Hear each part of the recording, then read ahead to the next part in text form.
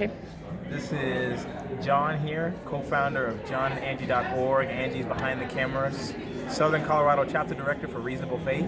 We had the pleasure today of experiencing a very invigorating talk from Dr. Christopher Yuan, and he is going to just take a couple minutes and get us thinking about holy sexuality and the gospel. So, Dr. Yuan. Yeah, thanks for asking me to be on and for sharing with your audience. So I speak on sexuality.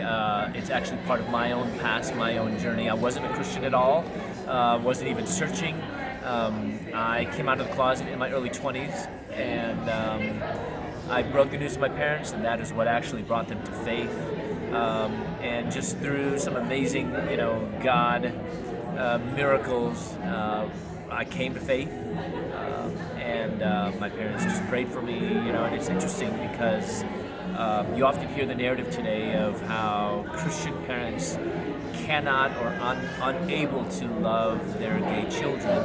I had the exact opposite, where my parents were not Christian and they rejected me, and it was only after they became Christians that they knew that they could do nothing other than to love me as God loved them, which is, as the Bible tells us in Romans chapter 5, that God loves us while we were powerless, while we were still sinners, and while we were even His enemies. And so that's the love that God expressed to me.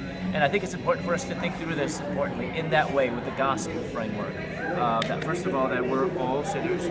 We all actually, we're not perfect, so sin in the Bible is really a good way to a synonym for that isn't that we're the worst person in the world, but that we're not perfect. It's missing the mark, and that we've all missed the mark. We're all not perfect, and because of that, that there's a consequence for that, and God doesn't want us to experience that consequence. That's why He gave His Son Jesus. So my parents, fortunately, they realized that my biggest problem, my biggest sin, wasn't being in same-sex relationships, but my biggest sin was unbelief.